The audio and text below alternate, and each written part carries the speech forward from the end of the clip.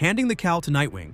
When Bruce Wayne decided to let someone else wear the cape and cowl, it was a survival strategy. In the Prodigal storyline of the mid-90s, Gotham was still recovering from the chaos of Nightfall. Bane had broken Batman. Jean-Paul Valley's run as Azrael nearly tore the city apart, and Gotham needed stability. Bruce knew he wasn't ready to return full-time, so he made the call. Dick Grayson would step up as Batman. For Dick, this was more than a costume change. He'd been Robin, then Nightwing, building his own city in Bloodhaven, proving he was more than a sidekick. Bruce handing him the mantle was recognition that he was a leader, and in a city full of sharks waiting to smell blood, continuity mattered. Gotham couldn't look vulnerable even when its Dark Knight was out of commission. Fans often talk about Bruce's paranoia and control issues, but this moment showed something else: foresight. By picking Dick, Batman ensured the symbol stayed intact. Tim Drake stayed Robin. Villains didn't sense a vacuum, and Gotham got a Batman who could balance Bruce's methods with his own optimism. Even villains like Two-Face noticed the difference, realizing this Batman fought with a different rhythm. The same theme came back years later in Battle for the Cowl after Bruce's apparent death in Final Crisis. The city fractured over who should take up the mantle, but Bruce had already set the precedent. It would be Dick. That foresight kept Gotham from spiraling into a permanent civil war among its protectors. Handing the cowl to Nightwing proved Batman could think beyond himself, and that may be the reason Gotham still had a Batman at all. Trusting Alfred.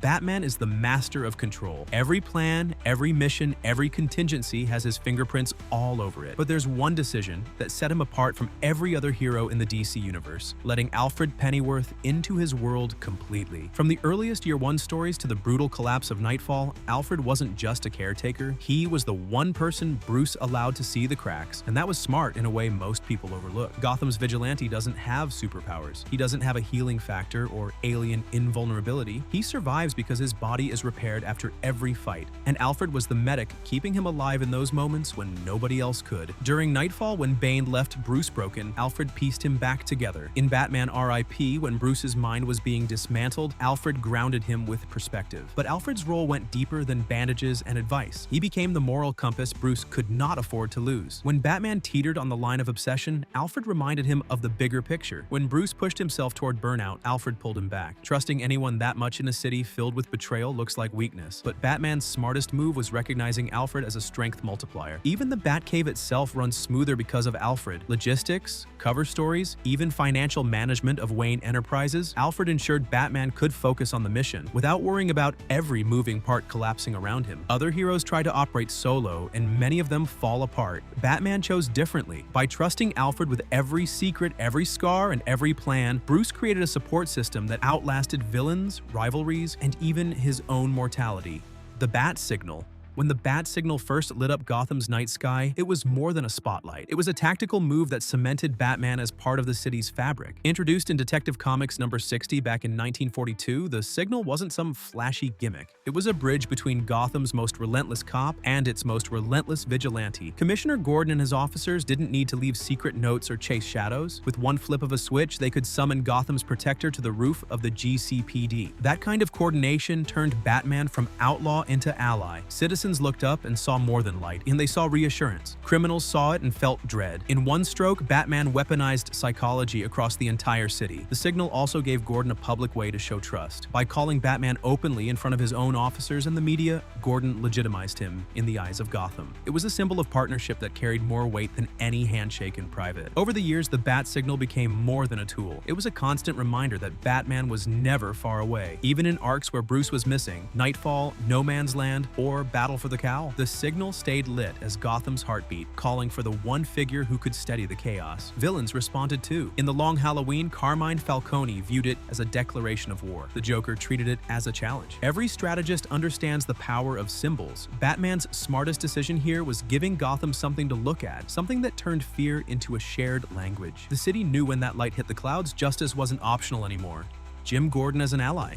Every empire needs stability, and for Batman, that came from Jim Gordon. From Batman, Year One. In 1987, Frank Miller showed how this partnership started. A young lieutenant in a corrupt GCPD reaching out to a masked vigilante he should have been arresting. It was a gamble, but it reshaped Gotham forever. By siding with Gordon, Batman didn't just gain a contact, he gained legitimacy. The city was drowning under mob rule and dirty cops, and Gordon was the rare figure who actually believed in the law. When the two aligned, it created a balance. Batman could operate in the shadows, but but Gordon gave those actions weight in daylight. Every time Gordon vouched for Batman, he prevented City Hall and the police brass from labeling him a criminal to be hunted down. The smart move was consistency. Gordon became the one person inside the system Batman never lied to, never manipulated. That trust gave them an edge no villain could easily break. In the Long Halloween, when mob families tore the city apart, it was Gordon's alliance with Batman and Harvey Dent that gave Gotham a fighting chance. Later, in No Man's Land, when the federal government abandoned the city, Gordon was the one who coordinated with Batman to keep order. Even the bat signal is tied to Gordon. His decision to shine it turned Batman from rumor into institution. And over decades of stories, from Joker's chaos to Bane's war on Gotham, Gordon's steady presence made Batman's work possible. Justice League contingency plans. When DC published JLA Tower of Babel in 2000, fans saw a side of Batman that shocked even his teammates. While the Justice League was built on trust, Batman had already drafted ways to take every single member off the board if they lost control. Superman, Wonder Woman, Flash, Green Lantern, Aquaman, even Martian Manhunter, each had a personalized takedown waiting in Batman's files. These weren't vague ideas either, they were surgical. Kryptonite-lined weapons for Superman, nanites to distort Aquaman's sense of fear of the ocean, virtual reality contact lenses that trapped Martian Manhunter in a world of fire. Each plan was precise, targeted, and ruthlessly effective. The twist? Ra's al Ghul stole the plans and turned them against the League. Heroes nearly died because Batman's in case of emergency folders were that lethal. The fallout was brutal. Superman confronted him directly, asking how long he'd kept these plans. Wonder Woman and Aquaman questioned whether they could ever fully trust him again, but Batman stood by the decision. In his mind, having those strategies was non-negotiable. A world with unchecked gods needed fail-safes. The smartest layer was the logic behind them. Batman recognized that even allies could become threats, and no amount of friendship changed the math. While the League ran on idealism, Batman ran on probability. And in probability, someone eventually goes rogue. The controversy lingers even today, with fans split between calling it paranoia or brilliance. But in universe, the results spoke loud. Batman's contingency mindset became the blueprint for future crises, from Infinite Crisis to Injustice. No one forgot the day the League realized the Dark Knight had already prepared for their downfall. Backup JLA plans. Batman's reputation as a strategist didn't stop with contingency files. Beyond planning how to neutralize his teammates, he also built systems to keep the Justice League alive if it ever fell apart. Stories like JLA, Grant Morrison's run in the late 90s, and later arcs revealed how deep those layers went. He set up safe houses across the globe, hidden bases stocked with gear, communication tech, and even food supplies. When watchtower systems were compromised or satellites were knocked out, Batman already had fallback channels ready. In JLA Earth 2, when the League faced the crime syndicate, his emergency protocols gave them a fighting chance to regroup. He also had rosters in his back pocket. Heroes who weren't always on the front lines but could be activated in a crisis: Huntress, Green Arrow, Zatanna, and others. When core members went missing or were incapacitated, Batman's backups kept the League operational. Even tech had redundancies. From portable teleporters to hidden bat computers synced with watchtower data, Batman treated failure as inevitable and planned around it. That mindset came into focus during Infinite Crisis, when worlds collided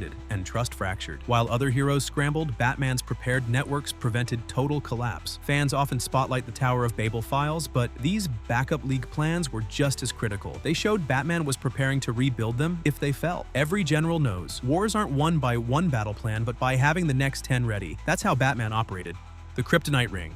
The most famous piece of jewelry in Gotham isn't a trophy from a villain or a Bat family heirloom. It's a simple green ring, kryptonite set in metal, that Batman keeps in case Superman ever goes out of control. Its origin traces back to Superman, the Man of Steel, number 14 in 1991, when Clark personally handed it to Bruce. That act wasn't about mistrust. It was Superman acknowledging that if anyone should have the means to stop him, it had to be Batman. From then on, the ring became a symbol of their complicated bond. In Hush, when Poison Ivy used mind control to unleash Superman on Gotham, Batman only survived because of that ring. With Clark throwing punches that could level skyscrapers, the kryptonite slowed him long enough for Batman to reach his friend's mind. It was proof that Bruce's preparation saved lives. Elseworld stories and alternate realities expanded on it even more. In Kingdom Come, the looming question of what happens when heroes grow unchecked turned the kryptonite ring into a reminder. Batman always anticipates the day allies could become threats. In Lex Luthor, Man of Steel, Lex even acknowledged Batman's pragmatism, admitting Bruce was the only one who truly understood how fragile the balance was. For fans, the ring represents Batman's dual mindset, trust layered with preparedness. He respects Superman as a partner, but he never overlooks probability. If the strongest man on Earth lost control, Gotham's detective wouldn't be caught unready,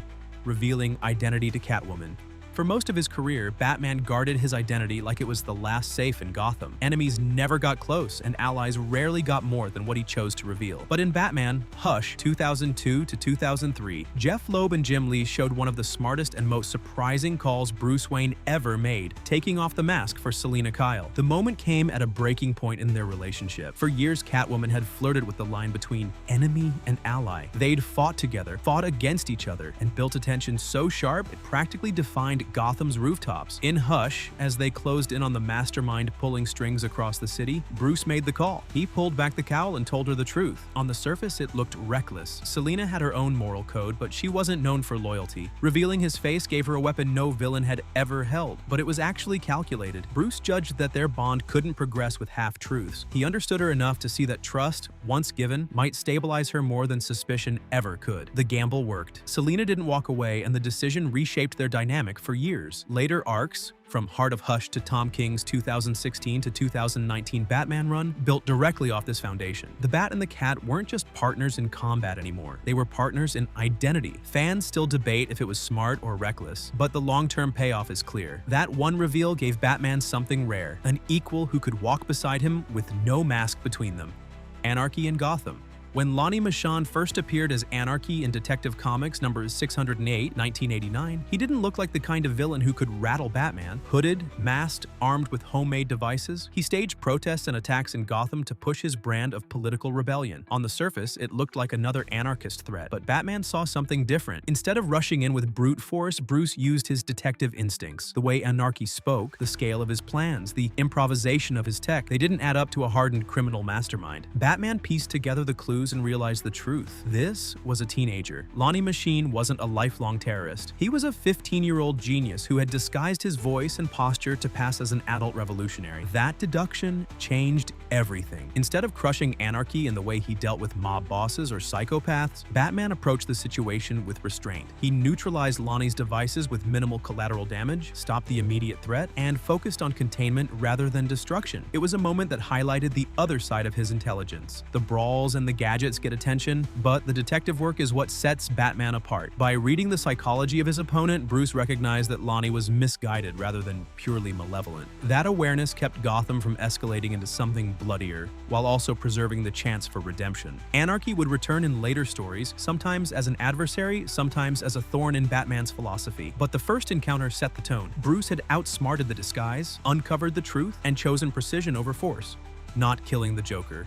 Few decisions in Batman's career carry more weight than his refusal to kill the Joker. It's a choice that has defined his legacy across decades of comics, films, and adaptations. From The Killing Joke to Endgame to Three Jokers, every time Joker commits an atrocity, the question comes back, why doesn't Batman end it? The answer lies in the foundation Bruce built for himself. His no-kill rule isn't just morality, it's the center of his entire mission. If he ever crossed that line, Batman would risk becoming the same kind of figure he fights against. Gotham's criminals survive on fear and perception. The moment Batman becomes judge, jury, and executioner, the symbol of justice collapses. Writers have tested this rule endlessly. In The Killing Joke, after Barbara Gordon is paralyzed and Jim Gordon is tortured, Batman still refuses to kill Joker. In Arkham Asylum, a serious house on serious Earth, the Joker himself mocks Bruce, knowing he won't take the final step. And in Scott Snyder's Endgame, when Gotham burns and Batman faces Joker one last time, the fight ends in apparent mutual destruction rather than execution. It's a strategic choice with ripple effects. Gotham's citizens can still believe Batman is more than vengeance. The Justice League can still trust him as a partner. And Bruce himself maintains control, something no villain can take away. Fans debate it constantly, calling it weakness or stubbornness, but in the story of Batman, it's one of the sharpest long-term moves. Save or kill in The Dark Knight Returns.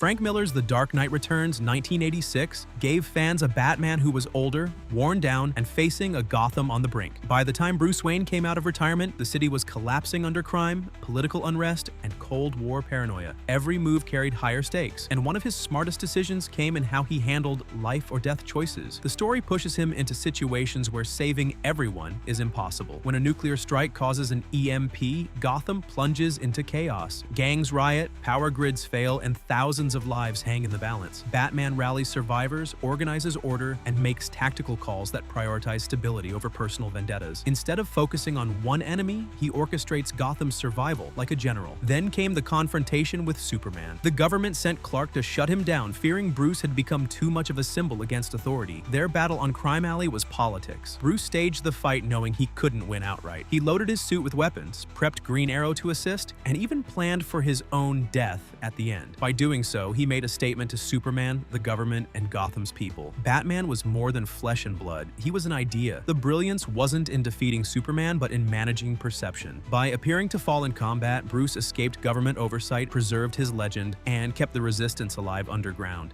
sacrificing Gambits for innocence. Batman is famous for his planning. Every angle, every escape route, every trap mapped out before a punch is thrown. But what makes him stand apart is the moment he throws those plans away, the second innocent lives are at risk. That decision, repeated across decades, might be his smartest instinct of all. Take Hush, 2002 to 2003. Batman had the upper hand in unraveling the conspiracy, carefully laying groundwork to expose the mastermind. Then the villains turned the game by endangering children in Gotham's hospital. Bruce abandoned the chase, diverted resources, and put saving civilians above closing the case. The investigation slowed, but the moral calculus was clear: lives first, victories second. In No Man's Land, 1999, when Gotham was sealed off and cut into territories, Batman had long-term strategies to retake the city piece by piece. Yet whenever gangs threatened citizens directly, whether it was Black Mask's reign of terror or the Joker's slaughter of hostages, he scrapped the larger play to protect the immediate. It wasn't efficient, but it kept hope alive in a city already written off by the government. Even in crossover events like Infinite Crisis, when reality itself was unraveling, Batman repeatedly pivoted away from the big picture. If ordinary people were caught in the crossfire, he understood that saving Gotham or the world didn't mean much if the people inside it were treated as expendable.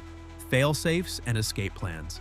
If Batman is known for anything beyond the cape, it's the way he plans for disaster. Every fight, every mission, every war he enters has a hidden layer, the backup plan. And the backup for the backup. From classic comics to modern arcs, Batman has made a career out of assuming he will fail, and then building ways to turn that failure into survival. In Hush, 2002 to 2003, Bruce was manipulated, attacked by friends under mind control, and hunted across Gotham. Yet even when his enemies stacked the deck, he had prepared contingencies, countermeasures against Superman, safe houses scattered through the city, and hidden reserves of equipment that allowed him to reset the board mid-fight. The idea expanded into something bigger in Batman Incorporated, 2010 to 2013, where Bruce funded a global network of allies. Each outpost was not just an extension of Batman, it was a failsafe. If Gotham fell, if Bruce fell, the mission continued. One of the most chilling examples came in Chip Zdarsky's Failsafe arc, 2022. Here, Bruce revealed he had designed an autonomous android programmed to activate if Batman ever crossed his moral line and killed. The machine was unstoppable, faster, stronger, and built to counter every tactic in his arsenal. Creating it was extreme, but it showed the depth of his mindset. Batman doesn't trust even himself to go unchecked. This philosophy runs through every version of him. Secret bat bunkers outside Gotham, escape routes woven through the sewers, caches of weapons hidden across continents. Bruce Wayne prepares for his own defeat as carefully as he prepares to win, sacrificing his life. For all his plans, gadgets, and foresight, Batman's smartest decision has often been the one that costs him most, laying his life on the line when no one else can. Across his history, Bruce Wayne has chosen self-sacrifice as the ultimate strategy, not just a moment of bravery, but a calculated move to protect Gotham and the world. In Nightfall, 1993, he allowed himself to be broken by Bane rather than retreat from Gotham. His willingness to endure that defeat paved the way for his later recovery and showed the city that Batman would face any threat head-on, no matter the cost. Years later in Final Crisis, 2008, Bruce confronted Darkseid with a single Radion bullet, knowing the move could kill him. The shot worked, but the Omega Sanction struck him down, seemingly ending his life. That sacrifice stalled Darkseid's plans long enough for the Justice League to turn the tide. Even when the world believed him dead, his choice wasn't reckless. In Morrison's run, Bruce's disappearance forced Gotham's heroes to step up, with Dick Grayson officially becoming Batman. The mantle survived because Bruce had already prepared others to continue the fight. This pattern repeats in stories like Endgame, 2014 to 2015, where Batman and the Joker apparently perished together beneath Gotham. Each time, Bruce accepts that his own survival is secondary to the mission. The genius is in how those sacrifices are timed, deliberate, and always meant to ensure Gotham has a tomorrow. And that's it. Now to you, which of these moves impressed you the most and why? Share your thoughts in the comments section below. Leave a like, subscribe, and turn on the notification bell for more amazing videos like this one.